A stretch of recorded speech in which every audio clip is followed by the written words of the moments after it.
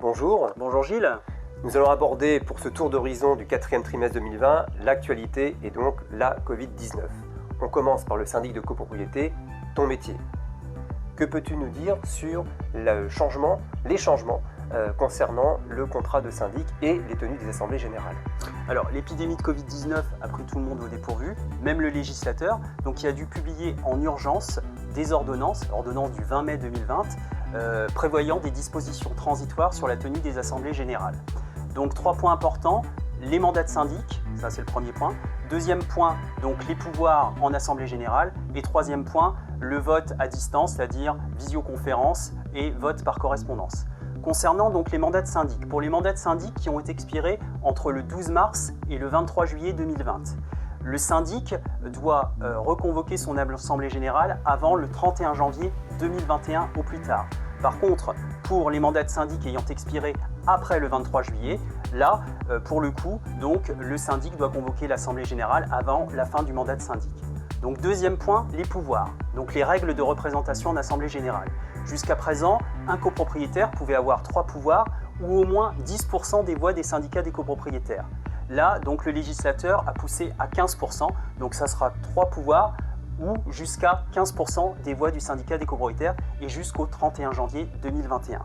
Troisième point, donc le vote à distance. Donc le syndic peut décider de tenir une assemblée générale en visioconférence, sachant qu'il y a eu des essais et aujourd'hui c'est compliqué puisque les éditeurs logiciels ne sont pas prêts. Il faut savoir que faire une assemblée générale en visio avec 5-6 copropriétaires, c'est jouable, mais dès qu'on a 30, 40, 50, 100, 200 copropriétaires, là pour le coup, c'est quasiment impossible. Et dernier point, donc le vote par correspondance. Donc il faut savoir que le syndic, jusqu'au 31 janvier 2021, peut décider de son propre chef de convoquer une assemblée générale avec uniquement vote par correspondance. Alors après l'activité de syndic de copropriété, abordons maintenant le deuxième pilier des activités immobilières, les transactions. Après 2 années records en nombre de transactions, 2018 et 2019, comment s'annonce l'année 2020? Alors, on le sait, donc l'immobilier, la pierre, est une valeur refuge par excellence. Donc l'immobilier va résister à cette crise. Pour mesurer la santé de l'activité immobilière, des transactions immobilières, on a 3 grands indicateurs. Le premier, donc, c'est le volume de transactions réalisées sur 1 an. Le deuxième indicateur, c'est le prix de l'immobilier. Et le troisième, c'est les taux d'intérêt. En ce qui concerne le volume de transactions, c'est un secret pour personne, avec le confinement, 2020 sera moins bon en termes de volume que 2019 et 2018. Mais il faut quand même noter que pendant le confinement, les notaires ont continué à travailler, notamment grâce à la généralisation des actes électroniques, et certaines banques, avec le télétravail, ont continué à délivrer des crédits immobiliers. Le confinement a eu un autre effet un petit peu plus inattendu, c'est d'insuffler l'envie de changer de logement. Et résultat des courses, il y a eu un sondage qui a été fait et 38% des Français souhaitent aujourd'hui changer de logement pour un appartement plus grand avec, qui plus est, un extérieur. Le deuxième grand indicateur, c'est le prix de l'immobilier. Généralement, après une crise, les prix s'effondrent. Et bien là, curieusement, l'immobilier résiste et les prix de l'immobilier ont même remonté de 0,4% au mois de juin. Alors attention, bien sûr, tout ça, c'est à prendre au conditionnel. Sachant que l'agence de notation Standard & Poor's s'est penchée sur le cas français et il prévoit donc une baisse modérée de 2,5% des prix de l'immobilier en France sur l'année 2020.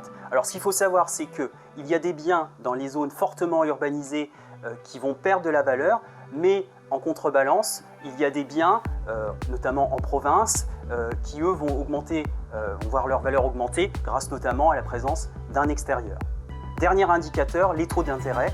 Donc en 2019, on a atteint le niveau le plus bas. On pouvait emprunter à 1%, voire moins de 1%. Et en décembre 2019, les taux d'intérêt ont commencé à augmenter. Il y a eu le confinement qui est arrivé.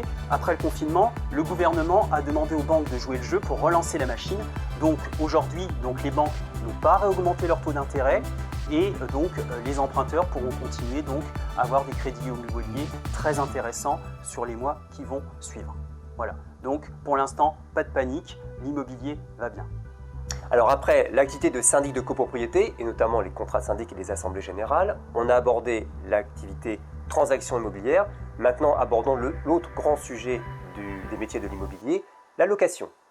Alors, la crise sanitaire a mis un coup d'arrêt brutal au marché locatif, notamment pendant le confinement, où là on s'est retrouvé avec des situations totalement ubuesques, où on avait des locataires qui avaient donné leur préavis, qui voulaient quitter leur logement mais qui ne le pouvaient pas du fait du confinement et des mesures de restriction de déplacement.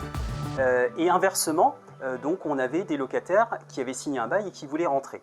Alors pour les locataires qui ne pouvaient pas quitter leur logement et qui devaient rester à l'intérieur, donc leur bail était résilié, donc ils devaient verser en compensation une indemnité d'occupation à leur bailleur. Pour les locataires qui ont signé un bail, il faut distinguer, donc c'est le 16 mars, il faut bien retenir cette date du 16 mars. Pour les locataires qui ont signé un bail avant le 16 mars, ils n'ont pas pu rentrer dans le logement, donc c'est un cas de force majeure, puisque ce n'était pas prévu, et de ce fait, le bail était suspendu, donc ils n'étaient pas tenus de payer les loyers. En ce qui concerne pour les baux signés après le 16 mars, le cas de force majeure ne s'appliquait plus, et donc les loyers étaient dus. Autre effet inattendu du confinement, dans les zones tendues où il était très difficile de louer un appartement, on s'aperçoit qu'on a un stock de logements qui est arrivé. Alors ça s'explique parce que en fait, dans les zones tendues, il y avait beaucoup de bailleurs qui louaient leur appartement par la plateforme Airbnb, surtout à destination des touristes et notamment des touristes étrangers.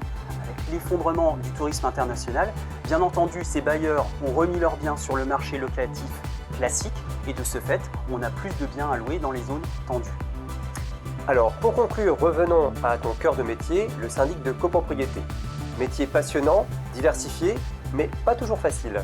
Alors c'est vrai que le métier de syndic n'est pas facile et a souvent mauvaise presse. Il faut savoir qu'il y a quelques années, il y avait eu un petit sondage qui était paru pour connaître les métiers les moins appréciés des Français.